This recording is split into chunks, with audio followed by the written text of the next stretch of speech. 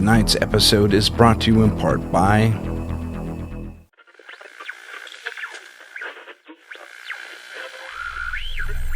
Renowned paranormal investigator Dee Weiss broadcast her last adventure over the course of several days. Following a desperate plea from beyond the grave, Dee Weiss waded into a 2-decade-old crime, tracking a serial killer and his victims, including the focus of her investigation, one Blaney Tucker. As she followed peculiar clues, she herself disappeared into the ether. Follow along as we retrace Dee's steps and dive deeper into her investigation, including newly found footage, as we attempt to solve the mystery of Blaney Tucker's ghost.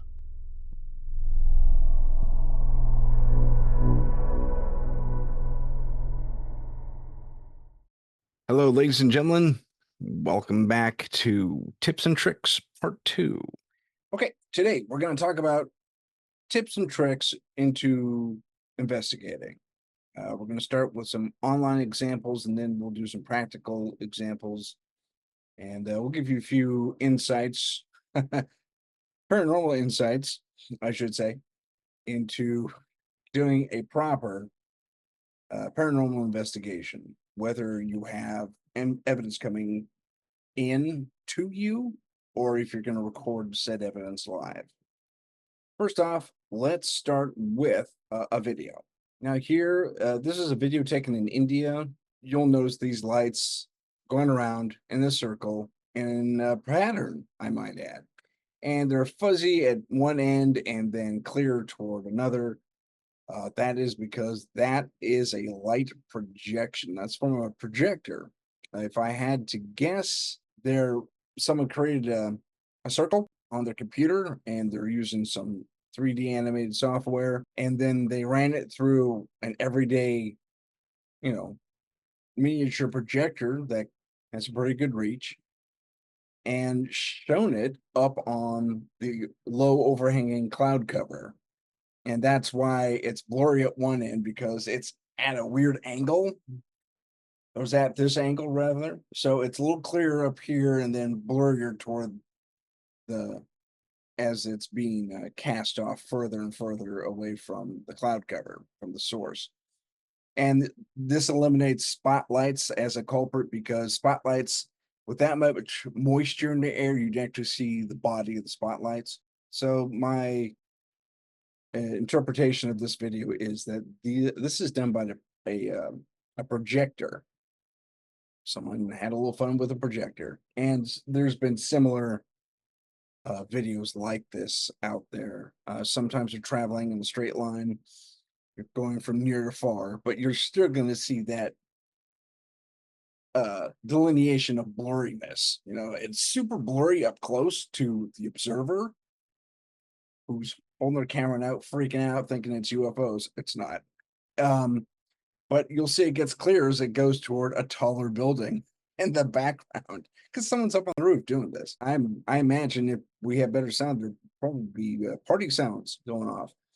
So someone was just having a little bit of fun with a projector. Okay, this next clip is a disembodied voice that came over their security camera.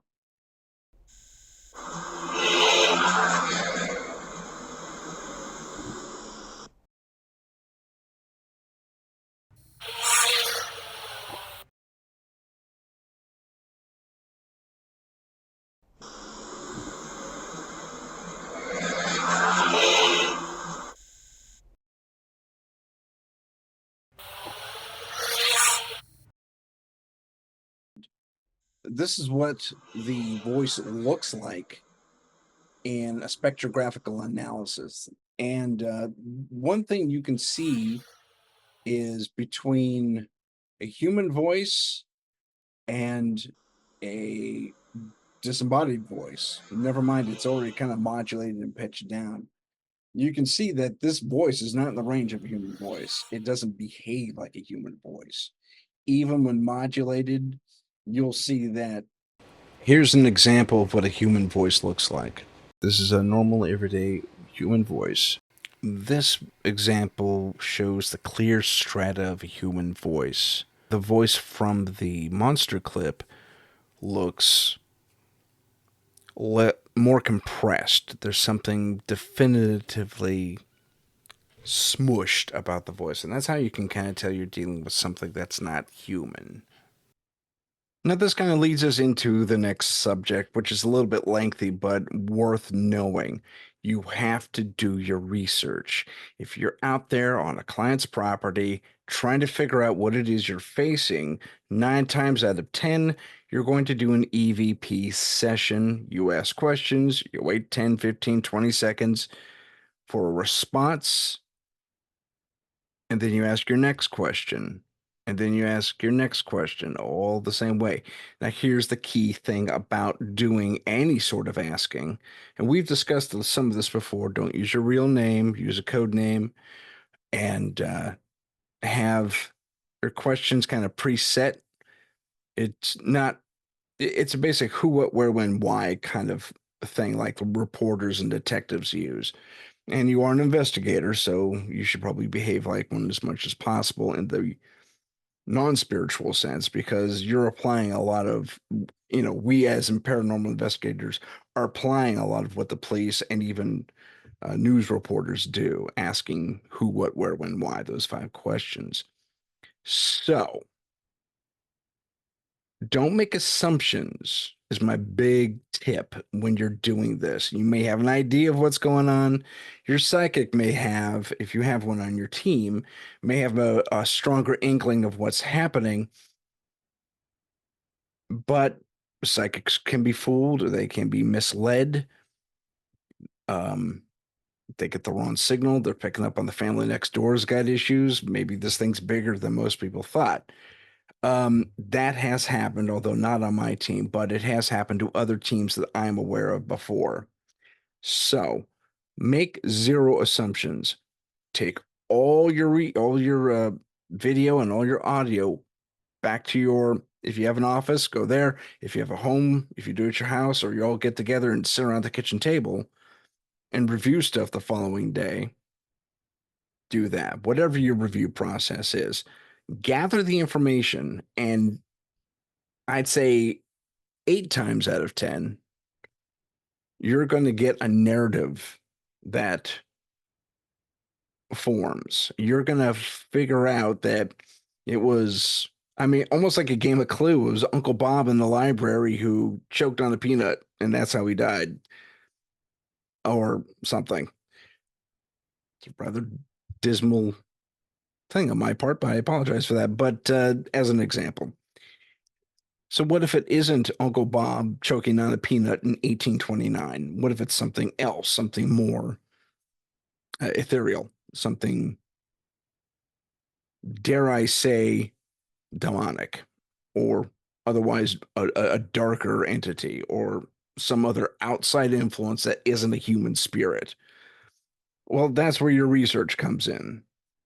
And you have to do your research. There are tons and tons and tons of books out there on this. One of my first resources ever was a gift to me.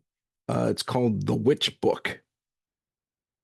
And it has every single known practice of witchcraft, both dark and light, in that book. And it is a hell of a resource, especially when you find odd little altars in a home. And it happens. Sometimes they're hidden in the closets, sometimes they're out in the open. And when you are dealing with non-Judeo-Christian practitioners, or those who practice an alternative lifestyle, more there have been druids I've run across, which is interesting. It really is interesting. And there's been like JJ, our psychic. She's a light practitioner, and um, she has a practice area in her home. And there's also those who practice Santeria, for example, who really take things to the nth degree sometimes, not all the times, but sometimes, and they'll or they'll sacrifice chickens um, to the different saints and all that fun stuff. It is a form of Christianity that actually harkens back to or has its roots in the more Kabbalist version of Christianity. So that's where a sorry, can't talk. True blood sacrifices come in and all that fun stuff. So yeah, if you do see chicken feet or chicken heads, even don't freak out. It's not necessarily some sort of darker magic and at practice. Also look at the way they dress, or they'll learn a lot of white and lighter colors, that type of thing. Um, I'm kind of went off on a tangent there, but basically doing this research and even having this in your question, what is the religion that you practice in your home? And 9 times out of 10, you're going to get something in the Judeo-Christian, you know, wedge of the religious pie. Um, you may not, though. There's a lot of alternative practitioners out there who find solace in alternate forms of worship. Getting back to our main focus here is research. There's going to be things that you don't know that you run into out in the field, and you're gonna have to say to your client, "I don't know what that was. I don't have any specific. I can't give you an answer right this second. Let me go home, do some research in the interim, and usually your psychic, if you're lucky enough to have one on your team, um, will likely have a way to put a band-aid, a temporary solution that your clients can use to abate any, you know, entities that are trying to um, do harm or disrupt your home or your business. And that gives you, as an investigator, time to go home, do your research because you're not going to learn everything in one read of a book. You're going to have to go back and reference stuff. That happens to us all the time. You know, it was took 3 days of doing research to figure out what one client's was facing. So it does take a little bit of time. I don't always have a specific answer, and a lot of clients want now. They want a solution this second. Sometimes that's possible. Um, like I said, if you're lucky enough to have a practitioner who's well practiced and can do cleaning, cleansing, and all that fun stuff, there's a temporary version of that that can slow things down, give the family, usually the family or the business or those whatever's happening wherever, put a pause on it. It won't always hold, but you'll get at least maybe 24 hours of relief. And hopefully by then, you, as the researcher and paranormal investigator, will be able to say, I think they're dealing with this, and then be able to present that solution. And your psychic slash practitioner, hopefully, you have a psychic who is a cleaner cleanser. If not, we are available to pitch S.C.A.R.I. And JJ can do that remotely. So um, that is an available service we offer. Um, one other piece of advice is your your job as a paranormal investigator is to find out what's going on in a given location on the metaphysical level. Stirring things up and provoking is probably one of the I wouldn't say it's a negative aspect of our business at all. It's sometimes necessary to pull whatever it is, especially if it's an intelligent haunting or whatever it is. Um, and they hide when the good guys come. Um, and they don't present, and they make the people asking, who called you into their home look a little nutty. That has happened to us before as well. One of the things you can do is, yeah, you can be a little aggressive. It's like, oh, you think you're bad? I'm better. You probably can't even make that light flicker, and then you could basically trick them. And it's interesting how many times baiting them like you would say a 5-year-old works. So I bet you can't even do that. And then you get it to work. And so, and then you can step it up. What I recommend though is don't go whole hog into it. You're evil. I'm going to cast you out and you're not going to be able to do anything about it. And, just rage at this thing from the get go. Don't do that. Please don't do that. It makes for good television, but those who have done the television shows, I know personally, um, I should say I know for a fact, um, they get some bad things coming back at them, mostly because they don't protect themselves. And now let's talk about that. I'm also going to refer you to JJ Rose's YouTube channel, where she talks about bubbling and protecting yourself and your team. Um, the way she gears things, it's generalized, and someone like me can bubble themselves, especially. Bubbling others might require a psychic who's a little more practiced and can actually extend that protection from themselves out to a team. JJ is very good at that. Not everyone has that talent, so teaching yourself to protect yourself when you go in is, in my personal estimation and personal experience, valuable beyond belief, because we've been in some hairy situations as an investigative team that if we weren't protected, thanks to ourselves and thanks to JJ backing us up, things probably could have attached to us, followed us home, made our personal lives miserable. And I probably would have quit this business.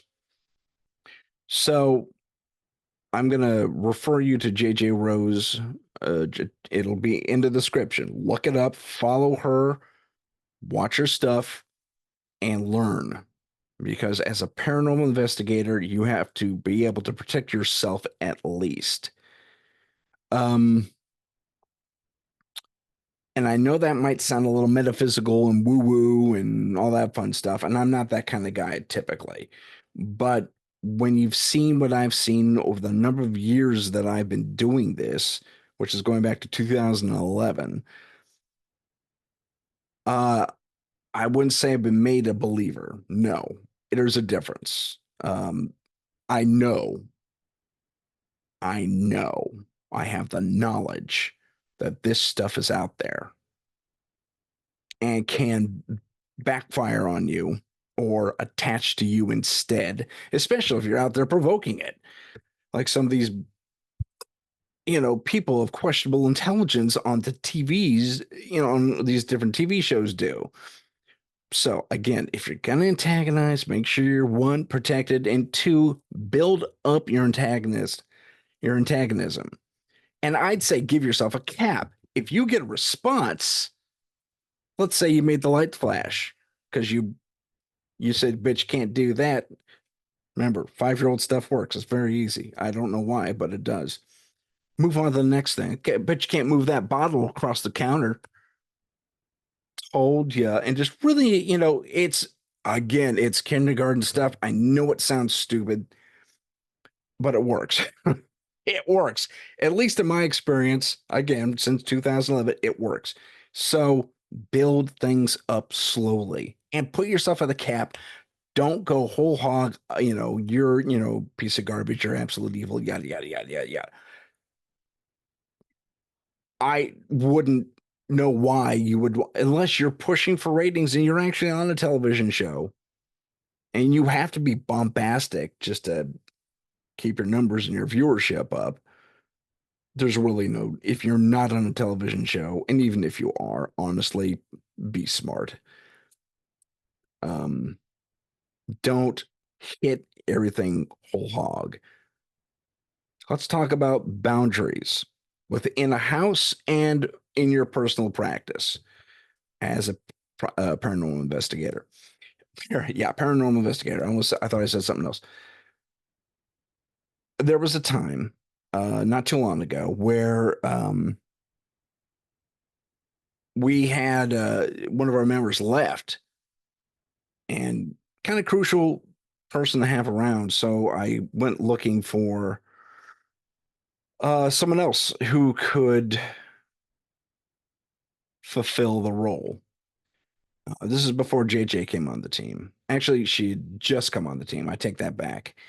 I think it was Henry. Henry had to go somewhere for a very long time and he wasn't available. So I picked up someone else who was interested and I vetted him and, you know, he was fine. Green, but he followed a bit too faithfully some TV based paranormal investigators who always jumped a fence or hopped across a barrier or something like along those lines, ignoring the rules of the house. If you're on someone else's property, you can't do that. And there may be some really silly reasons why that you personally just don't give a crap about. Like, oh, that room's a mess, don't go in there. Never mind if the activity's going in there. Um, I mean, you can convince the owners, like, listen, everything's pointing to this room that you have closed off. We have to go in there if you want a solution. If not, we'll leave right now. Um, and 9 times out of 10, they'll fine, ignore the dirty room. You're not okay. Fantastic. Ignore the dirty room. Just do this when you go in if you have to, but you're not there for the cleanliness of one's spare room. You're there to catch evidence of the paranormal and provide your client some sort of relief, if at all possible. So, but if your client does have a place that's marked off, or you're told explicitly, do not go in there, do not go in there without permission. Um, Again, you may have to overcome someone's vanity a little bit here and there, or maybe that's where they have their, like I said, there's a lot of alternate practitioners. They don't like to share that with anyone, so they keep it in a room, in a separate room. They close the door. So keep that in mind. You could be disrupting their religious practice. So be aware of that. Let's also discuss going in by yourself. Ideally, you don't want to do it. Ideally, if you have to do it because no one else will go with you because they're too afraid of ghosts, or you think you're ridiculous, or they think you're ridiculous, going in by yourself is a problem.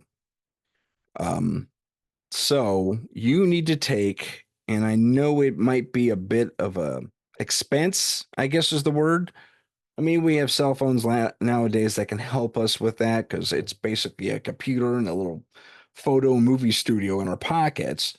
So if you take your cell phone, you put it in a pocket on your sleeve, and you hit record on the video, that'll work.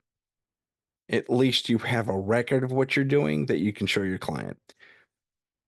But still, going in by yourself, it's a double-edged sword. You're kind of looking on one side of things. You're going there by yourself. You don't know what you're going to experience, and you don't have that backup that you need, that comfort, if you will, of having another individual in the same predicament as you, ready to back your play, and vice versa. So one side of the sword being going solo is you don't know what's going to happen to you. And you're not going to be a very good investigator if you get psychically challenged, possessed even. And those are extreme things, but they've happened. They have happened. And it's it's a challenge. If there's another person there, you're going to get, I mean, nothing's really stopping this thing from, doing any damage to you if it is that indeed that type of entity. But your partner or partners on the team can always do another challenge and get that thing away from you and say, yeah. And remember, this won't happen if you're protected. Not easily, anyway. Defeating protections, if they're done correctly, is pretty hard. So going in solo, yeah, you can do it. I'd say take some backup with you. Keep your cell phone video rolling on your pocket. Wear a shirt that has a pocket. That's why I use a tactical vest. It has the S.C.A.R.I logo on it. It's kind of cool. It's a one-man band. I think I've showed that in my tech episode. And that'll not only document what you're doing, but you'll be able to show others and your client, including your client, what your progress was, what you saw, what happened to you, if anything. And there would be some recourse because you'll have a video witness, for lack of a better term, recording everything that did transpire. That's it for tips and tricks right now. I hope you enjoyed things. I hope it was informative and you took a lot from it. We'll be back next time, sometime soon. We're a little irregular. A lot of not strange things, but a lot of life things are happening on this side of the camera. So I have not been able to be as regular with my broadcasts. So I'll see you when I see you next time. My name is Tim Sedano, host of Paranormal Insight. Thank you so much for joining me, and have a good rest of the week, at least. Okay? Okay, bye-bye. Thank you for watching and listening. Please click the subscribe button and activate notifications for future episodes and other content. If you have a paranormal experience that you would like to discuss on the show, please email us at paranormal.insight.podcast@gmail.com. That's paranormal.insight.podcast@gmail.com. Find us on Facebook and Instagram under @paranormal_insight.